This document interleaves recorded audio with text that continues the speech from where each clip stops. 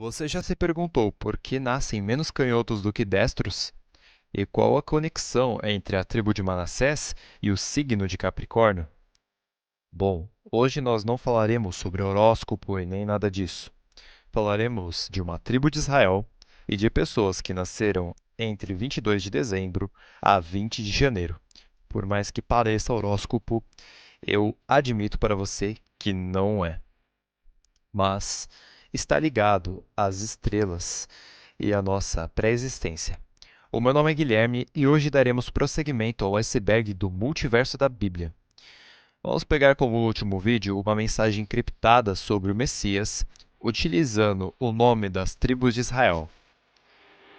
Em Apocalipse 7, versículos de 5 ao 8, temos uma ordem de colheita dessas tribos.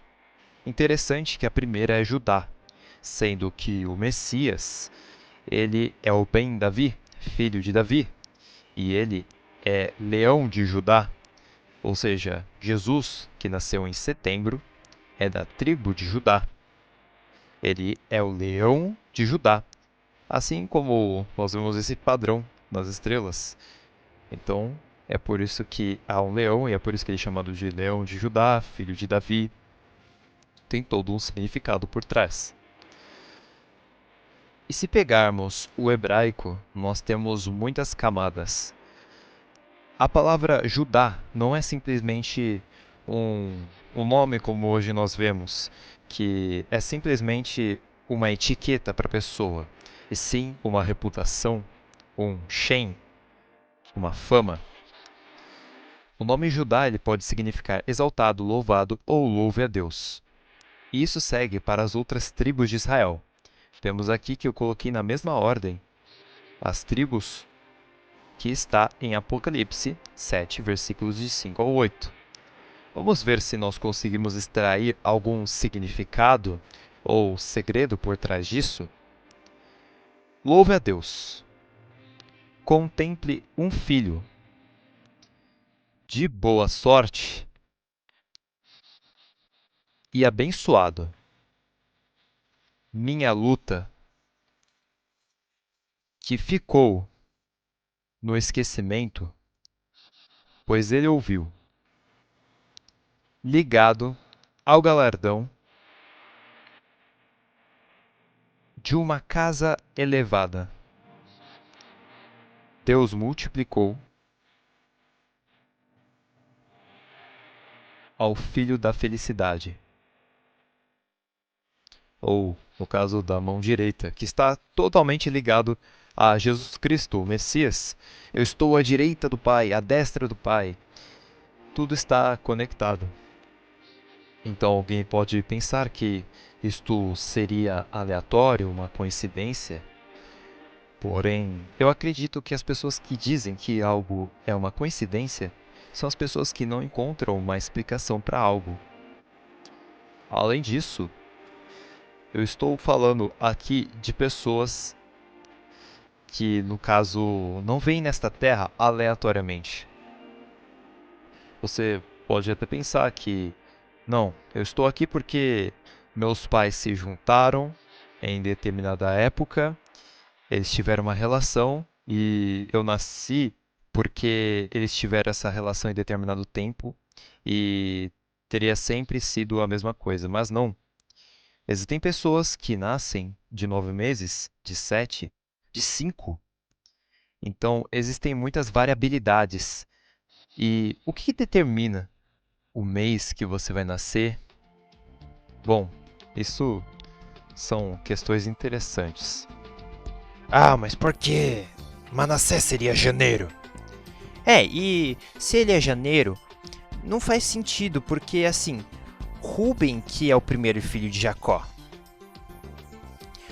Bom, para quem não sabe, o calendário atual que nós temos, ele é gregoriano. Ele é lunisolar, o calendário dos hebreus, então acaba tendo divergências com o calendário atual. No calendário atual, iniciamos o ano em janeiro. Em um calendário lunisolar, nós começamos o ano entre março e abril. Algumas pessoas fazem até brincadeira para explicar isso falando que é abril, de abril o ano. O Jacó, ele gerou José, e o José, ele gerou Manassés e Efraim, que formaram as tribos. José, ele é filho de Raquel, ele é o primogênito, ele é o filho mais velho. E vemos em um versículo de Gênesis 48:5, que eu acabei não colocando aqui, que a descendência de José viria por eles. E também há um significado no nome de Manassés, que nós vimos ali em cima. Isto também está expresso na Bíblia, o significado do nome dele, em Gênesis 41, versículo 51. E chamou José o nome do primogênito Manassés, porque disse: Deus me fez esquecer de toda a minha labuta e de toda a casa de meu pai. Isso aqui tem uma ligação com a história de José. José foi vendido como escravo para o Egito, então ele foi para uma terra estrangeira. Quem fez isso com José? Os irmãos dele. E o que isso tem a ver? Tem a ver com a história do Messias também. Os irmãos dele, no caso, o povo de Jesus, os judeus, entregaram Jesus.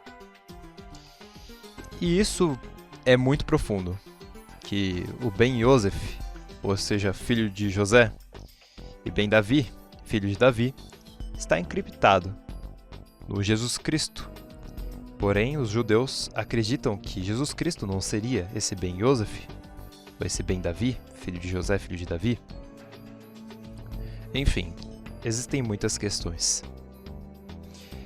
Essa tribo, ela tem um problema, assim, na história dela, que com a morte de Ezequias, o rei Manassés, ele foi considerado, quando ele assumiu o trono, o pior rei de Judá, pois ele teve muitas atitudes repugnantes, como a corrupção de altares idólatras a Baal, a Será, Moloque e Calmus, queimou o próprio filho em sacrifício.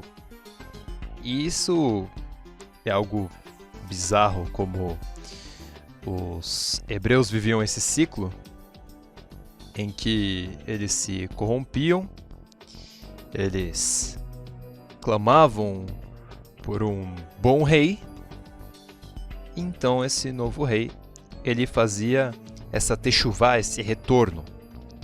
Porém, nós temos também bênçãos. Quando Jacó foi abençoar os filhos de José, o José, ele queria que o Jacó ali colocasse a mão direita em Manassés.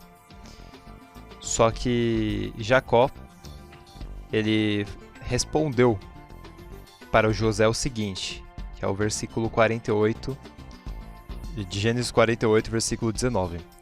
Mas seu pai o recusou e disse: Eu sei, filho meu, eu sei, também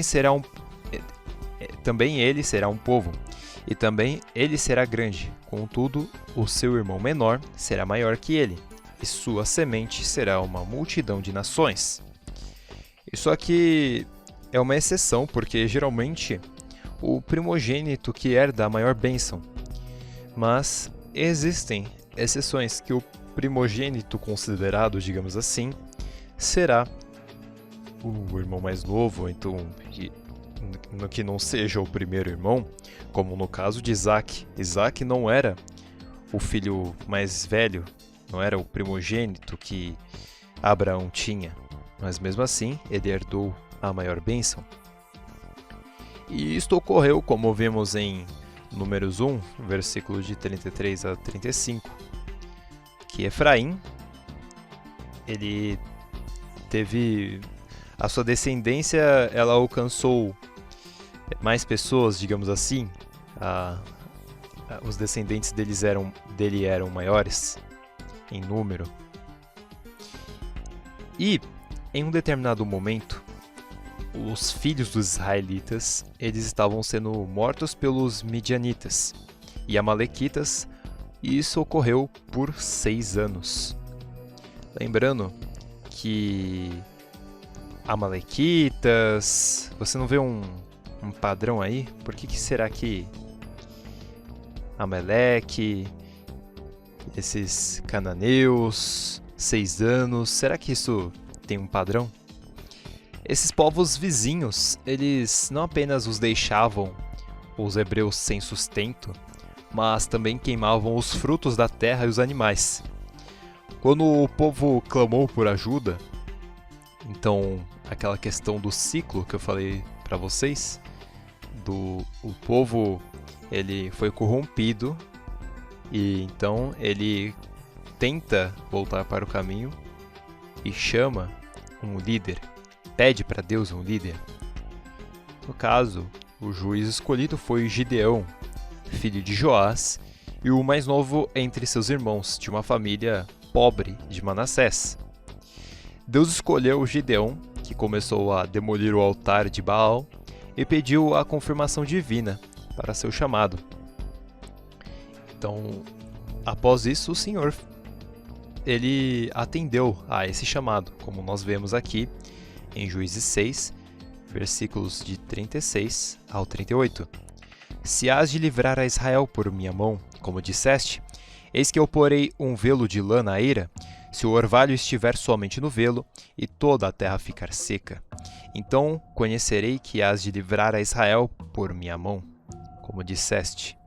E assim sucedeu, porque no outro dia se levantou de madrugada e apertou o velo, e do orvalho que espremeu do velo, encheu uma taça de água. Depois de perceber que Deus estava ligado a esse tal de Gideão, que o povo percebeu isso, junto a 300 homens, eles vencem aqueles midianitas e amalequitas, como está escrito em Juízes 7, versículos de 22 a 23. Tocando, pois, os 300 as buzinas, o Senhor tornou a espada de um contra o outro, e isto em todo o arraial, que fugiu para Zererá, até Bet-Sita, até aos limites de Abel, Meolá, acima de Tabate. Então os homens de Israel, de Naphtali, de Asser e de todo o Manassés foram convocados e perseguiram aos midianitas.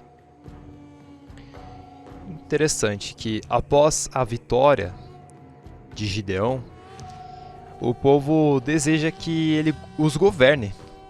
E isso ocorre muito com os hebreus, que eles pedem sempre para o Criador um líder. No caso, eles pediram um líder e o Criador falou, vocês não precisam, mas eles pediram. E quando eles receberam o líder dos líderes, o rei dos reis, eles o negaram. Bom, no caso de Gideão, ele não governou Israel. Mesmo que Israel pedisse, né? Este juiz, ele teve 70 filhos ao longo de sua vida. Então, ele teve uma bênção em sua descendência. Ele possuiu muitas mulheres, como você deve imaginar, para ter 70 filhos. E morreu em boa velhice. Então, acabou tendo uma boa vida. E no caso, nós temos peculiaridades em toda essa história. Então, por exemplo, caso você seja uma mulher, a sua pré-existência ela é representada por Diná. Sim, é um assunto bem pesado.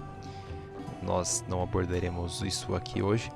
Mas eu digo pra você que se você tiver curiosidade, eu inspiro os meus vídeos no Samuel Benini, que já abordou esse assunto, mas provavelmente, se o criador permitir, eu também trarei um vídeo falando a respeito disso.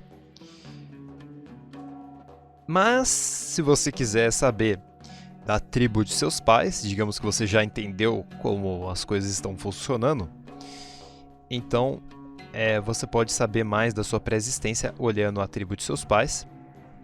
Você olha quando eles nasceram, vê a que tribo eles estão associados, e isso também vai estar ligado à sua história. Tudo isso que o pessoal fala assim, vamos fazer uma regressão aqui com você, vamos ver aqui as suas reencarnações, suas encarnações passadas, pela hipnose. Na verdade, tudo isso aí vem da epigenética. O seu DNA, ele é uma tecnologia muito preciosa e ele guarda coisas.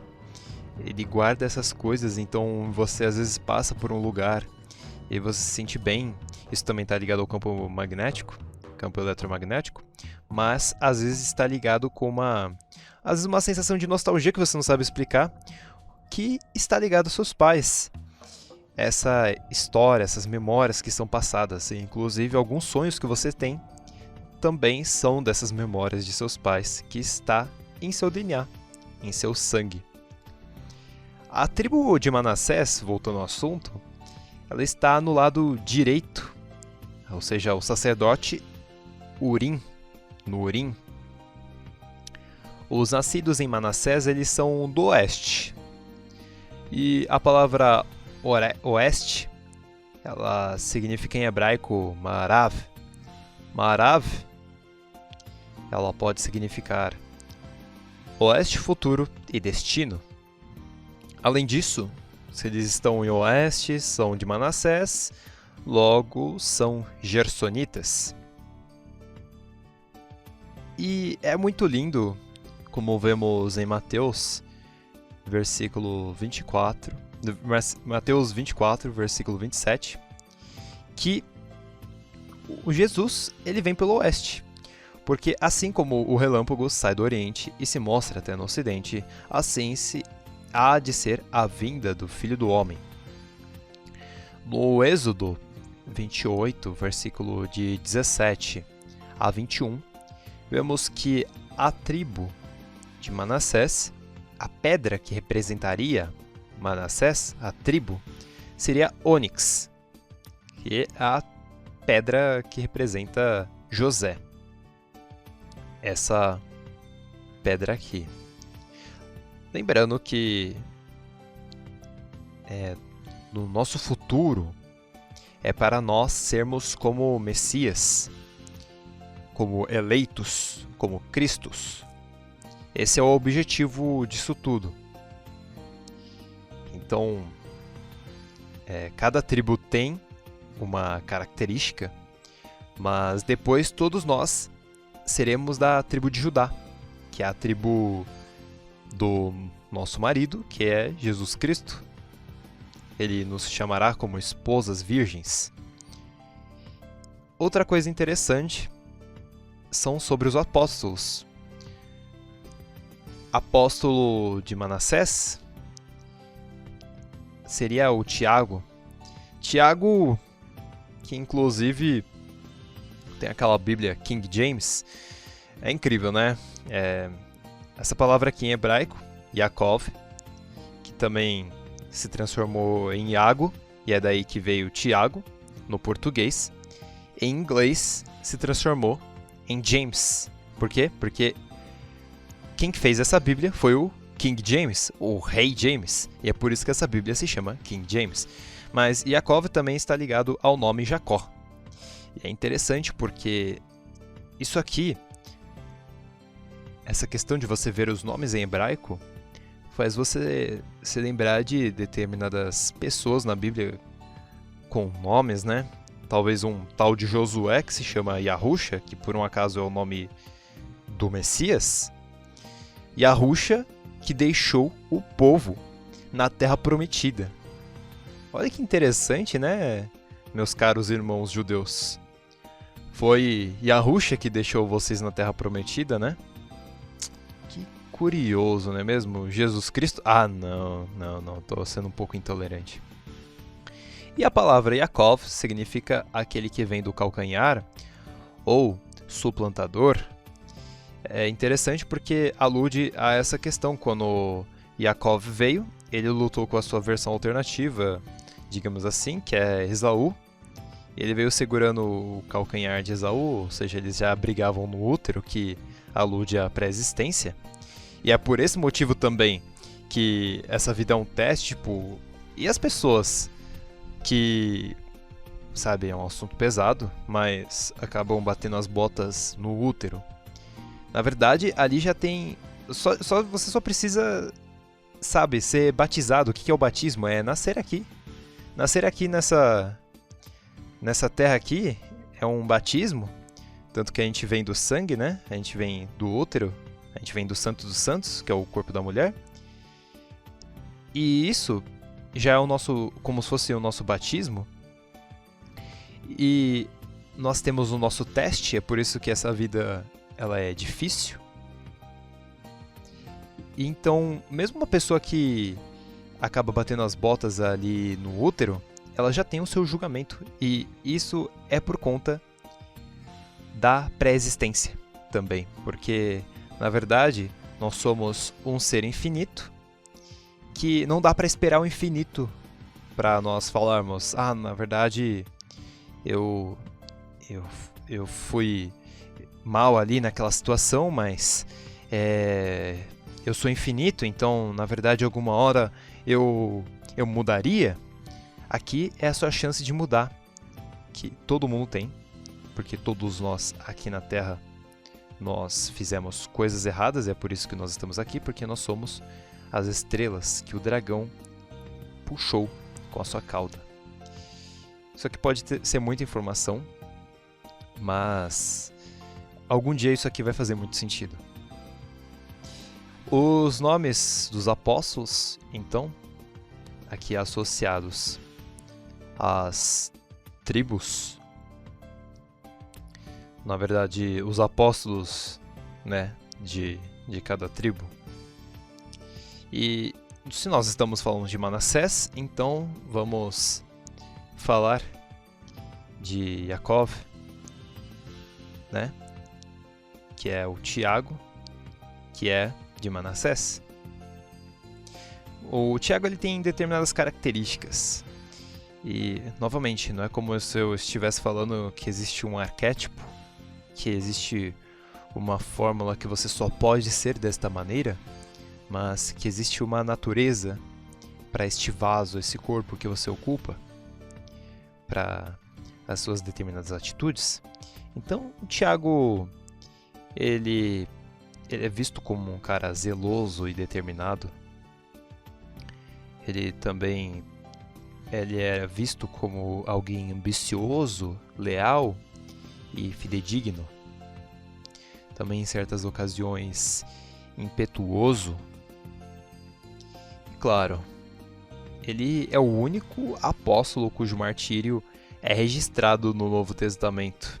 Ele foi o primeiro dos apóstolos a ser morto por causa de sua fé, executado por Herodes Agripa em Jerusalém. No caso, Herodes Agripa I. Então, isso também demonstra muito a sua característica de ser impetuoso, de tomar atitude o quanto antes. Claro que ele teve comunhão com Jesus em momentos-chave na vida do Messias. E, embora seu papel específico não seja tão destacado nos evangelhos, na verdade, os apóstolos, hoje em dia nós temos pouca coisa deles, comparado ao que nós poderíamos ter, mas existe muita informação que está jogada em um lugar, jogada em outro lugar.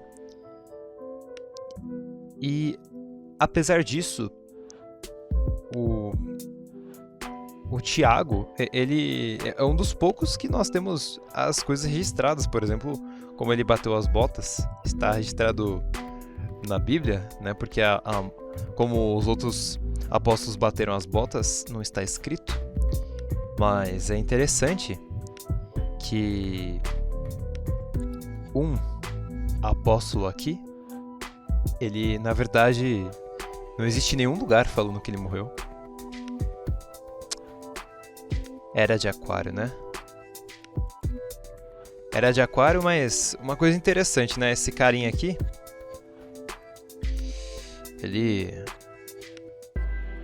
ele veio, né, pra dar o apocalipse, a revelação.